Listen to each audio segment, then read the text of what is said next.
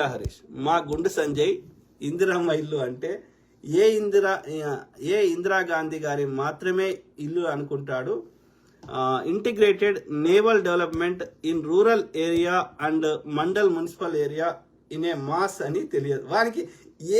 అంతెందుకు, మొన్న పార్లమెంట్లో స్పీకరు, వాళ్ళ స్పీకరే కదా ఆయన, బాండి సంజయ్ అంటే ఆయన టర్న్ వచ్చింది, మాట్లాడాలి కదా, పేపర్ కూడా ఉంది, పేపర్ పక్కనికి ఇచ్చి నువ్వు మాట్లాడని చెప్తున్నాడు. అంటే ఎంత ఒక ఎంపీ ఉన్నాడు, పేపర్ కూడా ఉంది, చూసుకుంటే అది కూడా వానికి రాదంటే ఏ స్థాయిలో ఉన్నాడో మనం అర్థం. తెలుగులో చెప్పినా సరే, నీకు సబ్జెక్టు తెలుగులో చెప్పినా ఏం కాదు, వాళ్ళు యాక్సెప్ట్ చేస్తారు. వాళ్ళకి ఎందుకంటే ఆడ కన్వర్షన్ చేసే ట్రాన్స్క్రిప్ట్ ఉంటుంది, కన్వర్ట్ చేస్తారు. సో తెలుగులో చెప్పినా వాళ్ళు యాక్సెప్ట్ చేస్తారు. అంటే వాడికి ఆ తెలుగులో కూడా విషయం తెలవాలి కదా, చెప్పాలంటే ఆ విషయం తెలవాలి కదా, తెలుగు అయినా సరే. అంటే ఎంత పరిజ్ఞానవంతుడో. ఇక నాకు తెలిసింది, అమిత్ షా చెప్పులు ఎత్తుమంటే ఎత్తుతా, లేదు మీ పిల్లలు ఏమైనా ఇంకేమైనా అడుగుమంటే అడుగుతా. ఆ స్థాయి వ్యక్తి. నాకు ఏదైనా పదవి అంతే, ఆ స్థాయి వ్యక్తి. ఆడు మన లీడర్ అని ఎవడని చెప్పుకుంటే అది మన దౌర్భాగ్యం. మనకి అంటే మన మన మన ఇజ్జత్ అంటే అదే మన యొక్క ఇజ్జత్ని మనమే తీసేసుకుంటున్నాం. సహజమిత్రుల నీలా హరీష్ ఏమంటున్నారు, హిట్లర్ యూదులని బూచిగా చూపించి నియంత పాలన చేశాడు. చివరికి స్టాలిన్ దెబ్బకు ఏం చేయాలో అర్థం కాక ఆత్మహత్య చేసుకుని చనిపోయాడు. కరెక్ట్. నరేంద్ర మోడీ కూడా హిందూ, ముస్లిం, క్రిస్టియన్ తప్ప పీకింది ఏమీ లేదు. నెక్స్ట్ ఏంటి? కరెక్ట్. ఏమి చేయలే, ఏమి చేస్తున్నాడు, అందరిని ఇబ్బంది పెడుతున్నాడు, హిందువులను కూడా ఇబ్బంది పెడుతున్నాడు. బుద్ధున్న హిందువులు గ్రహిస్తున్నారు, బుద్ధి లేని హిందువులు వాళ్ళ ట్రాప్లో పడుతున్నారు, వాళ్ళ చెత్తలో పడుతున్నారు. లేదు అయితే నేనేమంటున్నా, హిందువుల కోసమే అవతరించిన అవతార పురుషుడైతే హిందువుల దగ్గర ట్యాక్స్ తీసుకోకండి. మెజారిటీ భారతదేశంలో మెజారిటీ ప్రజలు హిందువులు ఉన్నప్పుడు మోడీ చేసిన మంచి పైన అయినా చెడు పైన దానివల్ల వచ్చే ఫలితాలు హిందువులకే ఉంటాయి ఎక్కువ శాతం. ఎందుకంటే వాళ్ళ జనాభా ఎక్కువ ఉంది కాబట్టి, వాళ్ళ కాంట్రిబ్యూషన్ ఎక్కువ ఉంది కాబట్టి. ఆ విధంగా మోడీ చేసిన ఏ పాలసీ మేకింగ్ వల్ల హిందువులకు వచ్చిన లాభం ఏందో చెప్పండి. ట్రిపుల్ తలాక్ చేయడం వల్ల హిందువులకు వచ్చిన లాభం ఏందో చెప్పండి. వక్ఫ్ చట్టం తేవడం వల్ల హిందువులకు వచ్చిన లాభం ఏందో చెప్పండి. జిఎస్టీ నేనేమంటున్నా, హిందువులకు ప్రేమ ఉంటే పెట్రోల్ మీద ఎక్సైజ్ ఇన్కమ్ హిందువుల దగ్గర తీసుకోకండి, జిఎస్టీ హిందువుల దగ్గర వసూలు చేయకండి. పోనీ యొక్క మోడీ చేసిన పాలసీస్ వల్ల ఏది యొక్క నోట్ల రద్దు చేస్తే ఎక్కువ నష్టం ఎవరికి జరిగింది, ఎక్కువ మంది చచ్చిపోయింది, హిందువుల, ముస్లింల, క్రిస్టియన్సా, సిక్కుల చెప్పండి. యొక్క రైతుల నల్ల చట్టాలు తెస్తే ఎక్కువ మందికి నష్టం జరిగింది ఎవరు? లఖీంపూర్లో ఆ యొక్క ట్రాక్టర్ మీదికెళ్ళి ఎక్కిస్తే అలా చచ్చిపోయింది హిందువుల, ముస్లింల, క్రిస్టియన్సా చెప్పండి. మోడీ యొక్క అప్పులు చేయడం వల్ల ఆ అప్పుల భారం ఎవరి మీద పడుతుంది? హిందువులకా, ముస్లింలకా, క్రిస్టియన్స్కా? జనాభా ఎక్కువ ఎవరికి ఉంటే వాళ్ళ మీదనే ఎక్కువ పడుతుంది, మిగతా వాళ్ళకి నష్టం జరుగుతుంది. వాళ్ళకి ఫిజికల్ ఇబ్బంది పెడుతున్నారు, కానీ మిగతా విషయాల్లో కూడా అందరికి జరుగుతుంది నష్టం కదా. మోడీ ఈ అరాచక పాలన వల్ల ఎక్కువ మంది చచ్చిపోతున్నా. ఇప్పుడు మహిళలు ఇంతమంది మిస్సింగ్ అని ఉన్నది, అలా ఎవరున్నారు? వేరే అన్య మతాల వారు ఉండొచ్చు, కానీ ఎక్కువ హిందువులకే కదా నష్టం జరుగుతుంది. అందుకే అంటున్నా, బుద్ధిమంతులైన హిందువులు గ్రహిస్తున్నారు, బుద్ధి లేని ఒక తక్కువ పర్సెంటేజ్ ఉన్న వాళ్ళు గ్రహిస్తలేరు. ముఖ్యంగా ఎడినా కొడుకులు ఎక్కువ ఉత్తర భారతదేశంలో ఉన్నారు, ఏ విషయ పరిజ్ఞానం లేని వాళ్ళు ఉన్నారు. దాంతోపాటు అక్కడ వాళ్ళ యొక్క ఏమంటారు, ఈ అరాచకత్వ పాలన, ఈ ఆర్ఎస్ఎస్ లాంటి అరాచకత్వ పాలనతోటి అందరు బెదిరించి చంపేసి ఒక చైతన్యం లేకుండా వేసేసి ఆ యొక్క అడ్డదారులలో మోసం చేసి అడ్డదారులో ఉత్తర భారతదేశంలో కొన్ని ఒక 4-5 రాష్ట్రాలు వచ్చే ప్రయత్నం చేస్తున్నాడు. కానీ మిగతా west part of India, east part of India, north part of India, southern part of India ఇక్కడ ఎక్కడ లేదే బీజేపీ. ఇంకా మధ్యలో ఉన్నాయి, అల్ల కూడా కాంగ్రెస్ బలంగా ఉన్నది. కానీ కాంగ్రెస్ వాడు ఇంకా పోరాటం చేయాల్సినంత చేస్తారు. ఈ రాహుల్ గాంధీ తోటి వచ్చిన సమస్య ఏంటంటే, నేను మంచోని నాకు ఓటే అంటాడు. ఎప్పుడు వర్కౌట్ అవుతుంది? అది సమాజంలో అంత మంచితనం ఉన్నప్పుడు వర్కౌట్ అవుతుంది. ఆ రోజుల్లో వర్కౌట్ అయింది. ఆ రోజులలో గాంధీ గారు ఉపవాసం చేస్తే బ్రిటిష్ వాడు కూడా భయపడ్డాడు. ఇప్పుడు నువ్వు ఉపవాసం చేసి చచ్చిపోయినా వాడు పట్టించుకుంటాడు లేడు. అంటే ఆ percentage of way of thinking మారిపోయింది. కాబట్టి మంచోనికి మంచిగా ఉండాలి, యొక్క చెడ్డోడు వాడు దుర్మార్గున్నప్పుడు you have to come up with a plan అని ఉండాలి. కానీ నేను మంచోని నాకు ఓటే అంటే గిట్టనే ఉంటుంది, ఎల్లకాలం గిట్టనే ఉంటుంది. ఆలోచించుకోవాలి రాహుల్ గాంధీ గారు. Correct brother. ఆ హిట్లర్ అనేవాడు వాడు కూడా అట్లే చెప్పుకుంటాడు, మా ఆర్యులము, మాది డిఫరెంట్ బ్లడ్ అని చెప్పి ఆ యొక్క ఇది వాళ్ళకి సంబంధించిన వాళ్ళని ఇక్కడ ఇది కాశ్మీర్లో ఒకటి ఆర్యా విలేజ్ అని ఉంటుంది, అక్కడికి జర్మన్లు ఇప్పటికి వస్తారు. అక్కడికి వచ్చి వాళ్ళతోటి సంభోగం చేసి పిల్లలు కానీ మాది డిఫరెంట్ బ్లడ్ డిఫరెంట్ అని చెప్పి వాడు అట్లా మెయింటైన్ చేసేవాడు. వాడొక ఏమంటారు, ఒక పిచ్చు, అందుకే ఆ హిట్లర్ అంటారు కదా, ఒక డిఫరెంట్ పిచ్చోడు. సో అది మిత్రులారా, దాదాపు అని చెప్పి చదివినా. సో ఐ కీప్ టాకింగ్, మాట్లాడుతూనే ఉంటా, ప్రతి అంశం మీద అవగాహన చేస్తా. దాంతోపాటు ఇది ఇది నీలా హరీష్, క్రైస్తవ మత ప్రచారం చేస్తే మత మార్పిడి అంటున్నారు. మరి కృష్ణ భక్తులు భగవద్గీతను పట్టుకుని రోడ్ల మీద బుక్కులు పంచుతూ మత ప్రచారం చేస్తే దాన్ని మత ప్రచారం అనరా? ఎవ్వరు ఎన్ని చెప్పినా అందులో విషయం ఉంటేనే వాళ్ళు వాళ్ళకి నచ్చితేనే, దానివల్ల ఏమైనా మేక్ సెన్స్ అనిపిస్తేనే వాళ్ళు ఆలోచిస్తారు. ఇంకా కొంతమంది అయితే ఏ దేవుని మొక్కున్నా ఇది మిగతా దేవుళ్ళని కూడా మొక్కుకుంటారు. ఏ దేవునితో మనకి ఏం ప్రయోజనం వస్తుందో తెలియదు కదా అన్న భావనలో. కాబట్టి ఎవరో చెప్పినంత మాత్రాన కన్వర్ట్ కారు. కన్వర్ట్ అవుతుందంటే వాళ్ళకి ఏదో ఒక బలమైన కారణం ఉంటుంది. ఎవరు ఏ దేవుని మొక్కున్నా మనకు వచ్చే నష్టం లేదు. అందరం భారతీయులమే, సింపుల్. ఓకే, ఇట్లనే చేస్తే, ఈ కొట్లాటలు చేసి ఇట్లనే చేస్తే లాస్ట్ కేసు స్థాయికి వస్తుంది. అంటే ఇప్పుడు అమెరికాలో కూడా, ఈవెన్ అమెరికాలో అయితే ఏది నాస్తికుల సంఖ్య ఎక్కువైపోతున్నది.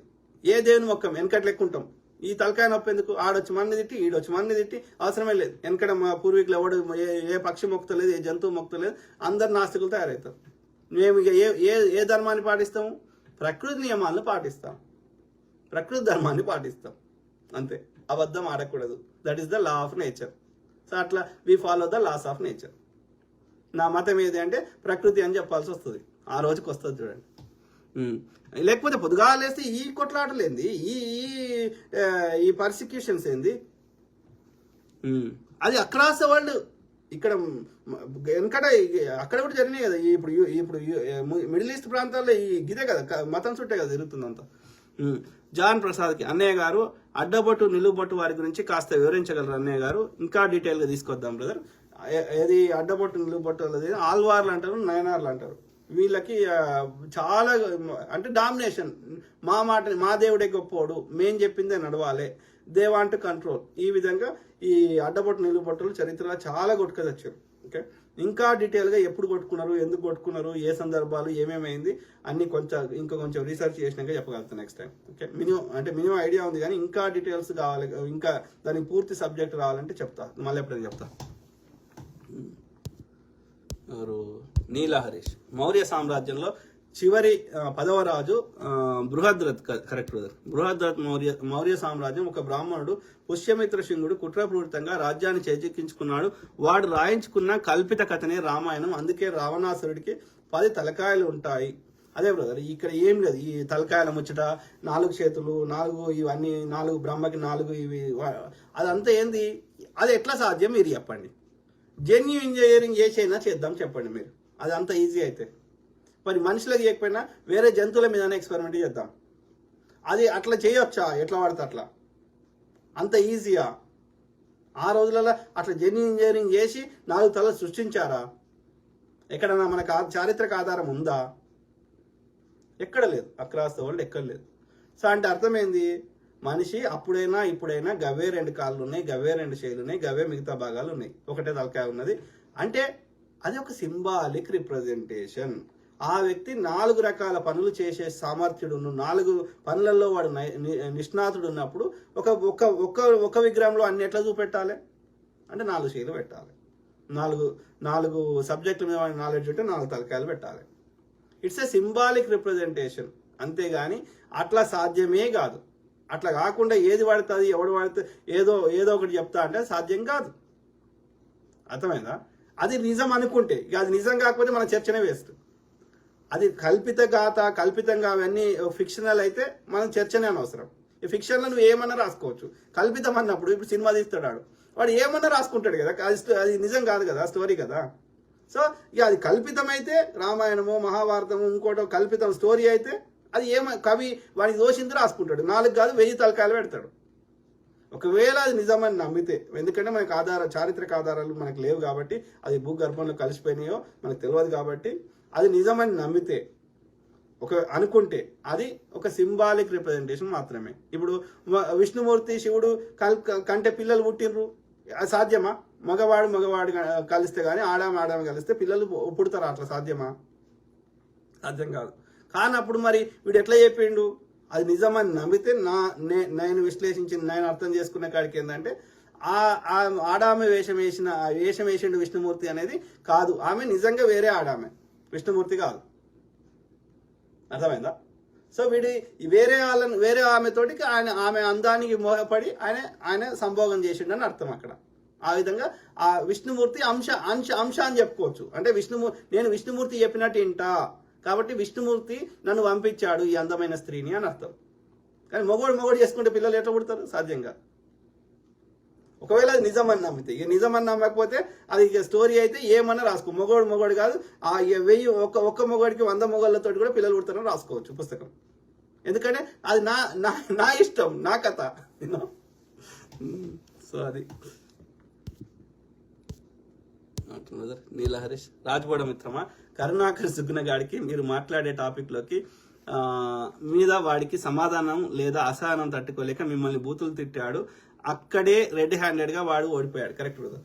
వాడు ఎంతసేపు ఇప్పుడు మనం పోయినాం, వాడు ఏదో చర్చ అంటే ఎట్లుంటది? ఇప్పుడు నువ్వు చెప్పినాక నేను చదువుతాను, నువ్వు కనెక్ట్ అయితే నువ్వు చెప్పినాక నేను చెప్తా, రైట్? దాన్ని చర్చ అంటారు. అంటే ఏంది? నీ అభిప్రాయం నువ్వు చెప్తావు, నా అభిప్రాయం నేను చెప్తా. అంటే ప్రజలకి ఇద్దరి అభిప్రాయాన్ని వినే అవకాశం ఉంటుంది. తర్వాత ఎవరు కరెక్ట్ చెప్పిండ్రు, ఎవరు తప్పు చెప్పిండ్రు అనేది ప్రజలు నిర్ణయిస్తారు. This is the way how the discussion goes. దీన్ని చర్చ అంటారు. అట్లా కాదు, వాడు చెప్తాడు, మనం చెప్పబోతే మనని చెప్పనియాడు. దాన్ని ఎట్లా చర్చ అంటారు? ప్లస్ మనం ఏది చెప్పినా దానికి వక్రీకరిస్తాడు. మన అమ్మ అంటే వాడు బొమ్మ అంటాడు. నేను అనలేదురా అమ్మ, నేను అమ్మ అన్నారా, నేను బొమ్మ అనలేదంటే కాదు నువ్వు బొమ్మనే అన్నావు అంటాడు. అట్లాంటి వాడికి మనం ఏం సమాధానం చెప్తాం? అంటే వాళ్ళని మూర్ఖులు అంటారు. ప్రతి మాటను వక్రీకరిస్తాడు, ప్రతి మాటకి అడ్డుపడతాడు, లేకపోతే తిడతాడు. నేను నిన్న క్లియర్గా చెప్పిన. ఇప్పుడు చిన్నజీఆర్ అంటాడు వ్యాపారి, సర్వసంగ పరిత్యాగి అన్నప్పుడు ఒక సన్యాసి అంటే నేను హిందూ ధర్మం చెప్తలే, సనాతన అధర్మం ప్రకారమే చెప్దాం. డిఫైన్ సన్యాసి అని ఎవరిని అంటారు చెప్పండి? అంటే ఈ ప్రాపంచిక విషయాలతో నాకు సంబంధం లేదు, కాషాయం ధరించిన అంటే రంగురంగుల డ్రెస్సులు నేను ధరించను. అక్కడనే డ్రెస్సులోనే నువ్వు అన్ని రంగులను వదిలేసి ఒకటే రంగు పట్టుకున్నావు. అక్కడనే నువ్వు అన్ని పరిత్యగించినావు, రైట్? కూరగాయలు చెట్లకు కాసినవి ఏదో తిని బతుకుతా, అది కూడా పచ్చి వాటినే తిని బతుకుతా. అంటే ఆ తిండి జీవచాపల్యాన్ని కూడా వదిలేసినావు. అంటే నీకు రుచి మీద కూడా నీకు ఇంట్రెస్ట్ లేదు.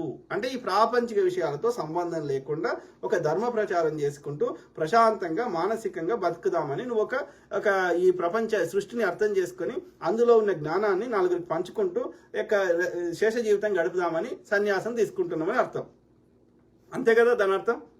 సో ఆ విధంగా వెనుకట ఈ వాళ్ళు చెప్పిందే, ఇదేది సనాతన ధర్మంలో డిఫైన్ చేసిందే చెప్తున్నా. This has nothing to do with Hinduism. Okay, ఈ సనాతన అధర్మం ప్రకారం ఏది సన్యాసి ఇది చెప్పులు వేసుకోడు, వేసుకున్నా కట్ట చెప్పులు వేసుకుంటాడు. తర్వాత ఒక వానాకాలం తప్ప మిగతా ఏ కాలంలో ఒక ప్రాంతంలో ఉండడు. ఒక వర్షాకాలం మాత్రమే ఆ ప్రయాణం చేయడానికి అనుకూలంగా ఉండదు కాబట్టి ఒక ప్రాంతంలో ఉంటాడు. మిగతా 9 నెలలు ఒక ప్రాంతంలో ఉండరు. ఓకే, ఒకసారి ఒక ఊర్లో వాళ్ళ స్పీచ్ ఇచ్చిన తర్వాత వాళ్ళు చెప్పాలనుకున్న వాళ్ళ ధర్మాన్ని ప్రచారం చేసినాక ముందుకే పోతారు, మళ్ళీ బ్యాక్ ఆ ఊరికి రారు. నెక్స్ట్ ఇయర్ వస్తారు కానీ మళ్ళీ రివర్స్ రారు. ఇట్లా వాళ్ళు అనేక రూల్స్ పెట్టుకున్నారు.